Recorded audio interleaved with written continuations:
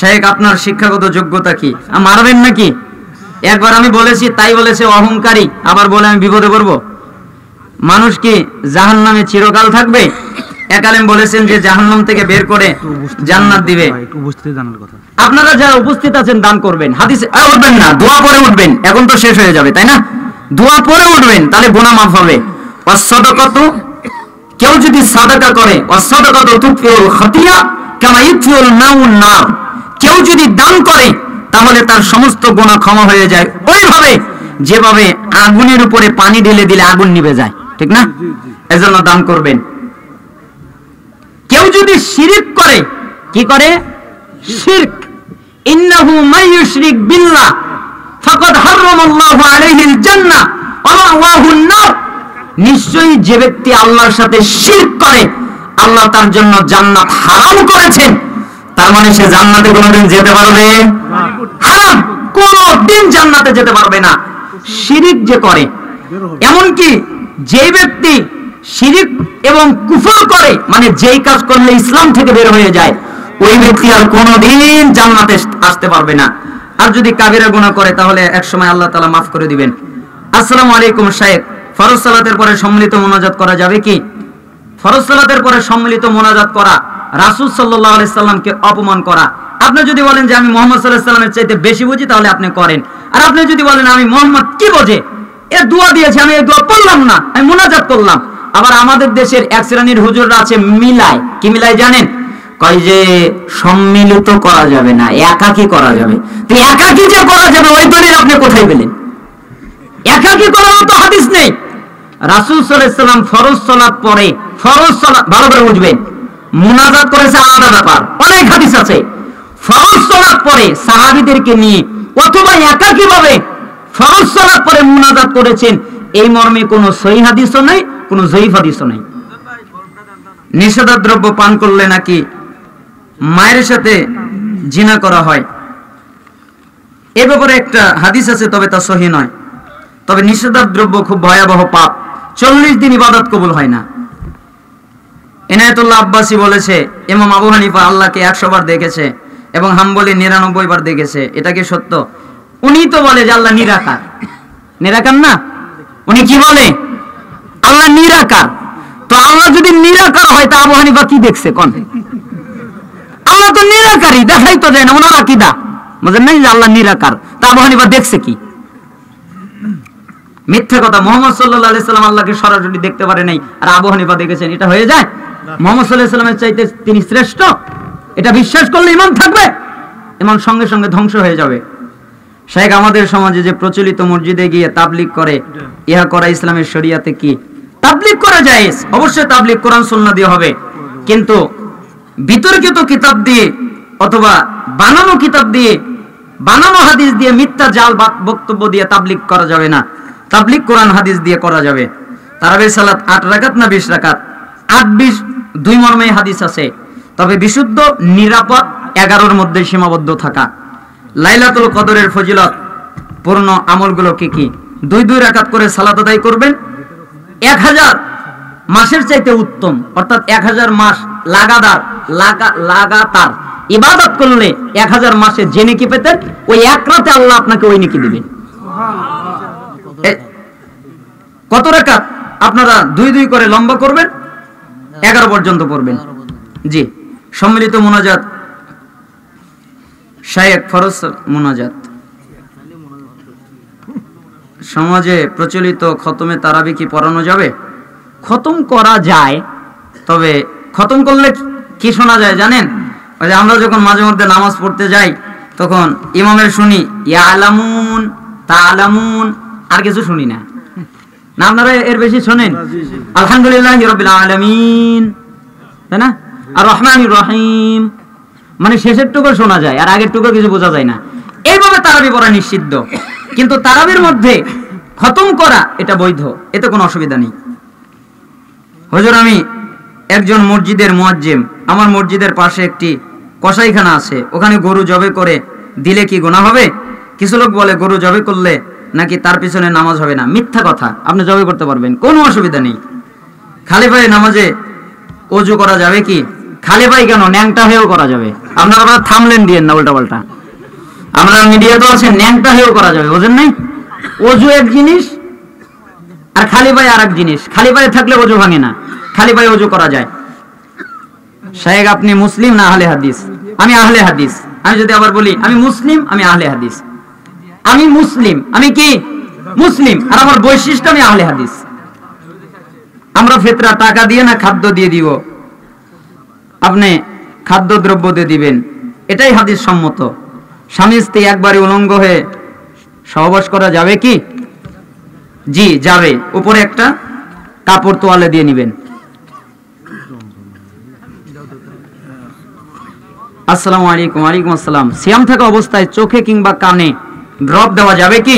যাবে, কোনো অসুবিধা নেই। চোখেও ড্রপ দিতে পারবেন, কানেও ড্রপ দিতে পারবেন, এতে কোনো অসুবিধা নেই। অমুসলিম সালাম দিলে সালামের জবাব দেওয়া যাবে কি?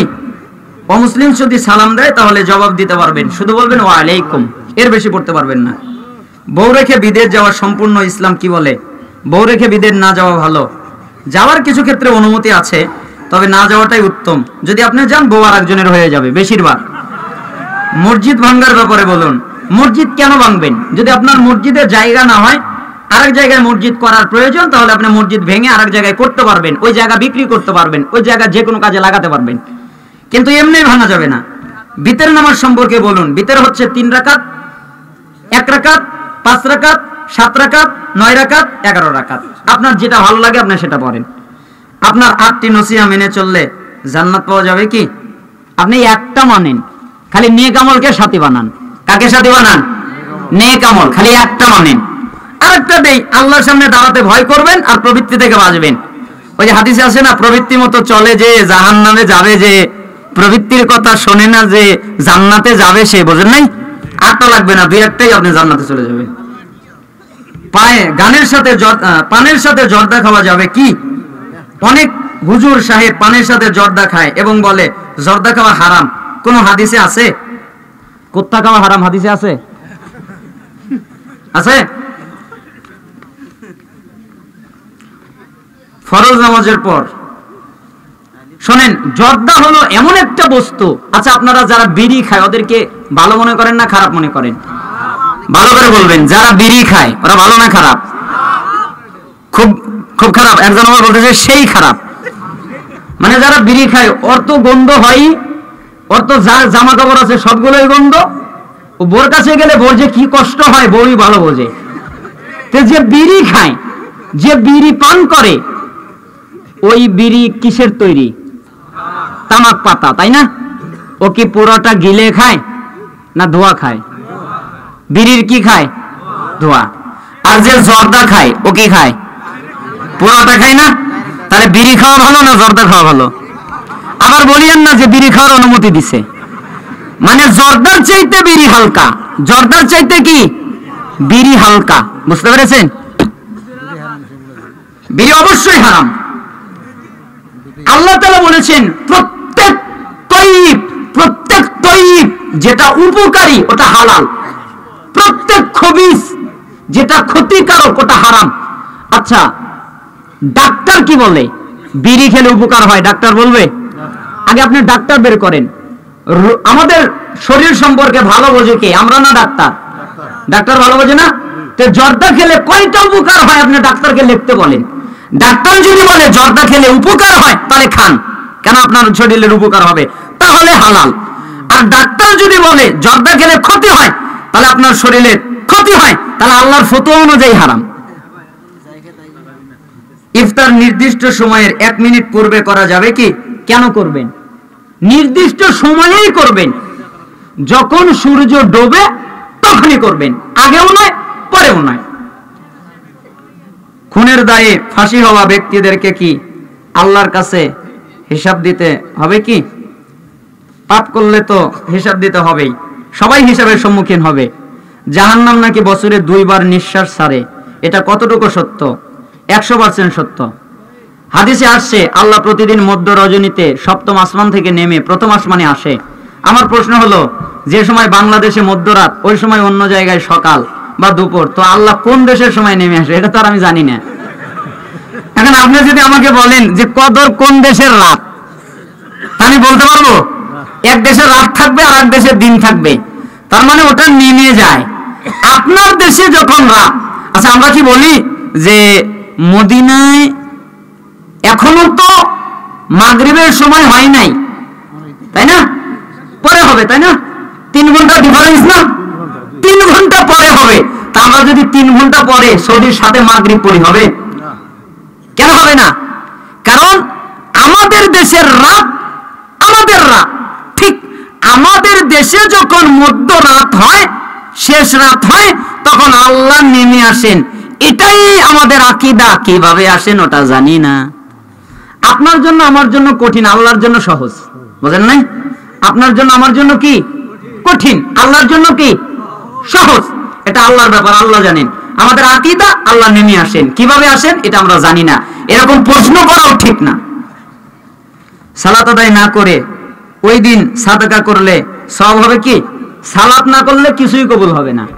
আপনার সাদকাই কি আর ভালো কাজে কি আর ইবাদতে কি যা কিছু আছে, সালাত যে আদায় করে না, আউয়ালু মা ইউহাসাবু বিল আবদু ইয়াউমাল কিয়ামাতিস সালাহ ফাইন সালাহা সালাহা সাইরু আমালিহি ওয়া ইন ফাসাদাত ফাসাদা সাইরু আমালিহি। যে ব্যক্তির সালাত কিয়ামতের দিন সর্বপ্রথম আল্লাহ তাআলা সালাতের হিসাব নেবেন। যার সালাত টিকবে তার সমস্ত ইবাদত টিকবে, যার সালাত টিকবে না তার কিচ্ছু টিকবে না। শাইখ আপনি বলেছেন শুধু হাফেজ হলে জাহান্নামে যাবে, দলিল ভিত্তিক বলবেন, সূরা হাক্কা পড়বেন 3 নম্বর আয়াত পড়ে ভালো করে তাফসীর গবেষণা করবেন। আমার আর ফতোয়া লাগবে না, আপনি একাই বুঝবেন। স্বপ্নদোষ হলে করণীয় কি? স্বপ্নদোষ হলে ফজরের সালাতের আগে উঠে গোসল করবেন, তারপরে ফজরের সালাত আদায় করবেন। ঠিক আছে? আল্লাহ সুবহানাহু ওয়া তাআলা আপনাদেরকে পালন করার তৌফিক দান করুন। আমি মানুষ, আমার কথায় ফতোয়ায় ভুল হয়ে যেতে পারে। আল্লাহ সুবহানাহু ওয়া তাআলা ক্ষমা সুন্দর দৃষ্টিতে দেখুন, আপনারা ক্ষমা সুন্দর দৃষ্টিতে দেখবেন। এবং আমি দোয়া করি আল্লাহ তাআলা এই প্রতিষ্ঠানকে কবুল করুন, প্রতিষ্ঠানের সাথে যারা জড়িত তাদেরকে কবুল করুন, আপনারা যারা উপস্থিত তাদেরকে কবুল করুন, মা বোনেরা যারা উপস্থিত তাদেরকে কবুল করুন। সময়ে ক্ষেপণে আমরা পরিপূর্ণ আলোচনা করতে না পারায় দুঃখিত, ক্ষমা সুন্দর দৃষ্টিতে দেখবেন। সুবহান রাব্বিকা রাব্বিল ইজ্জাতি আম্মা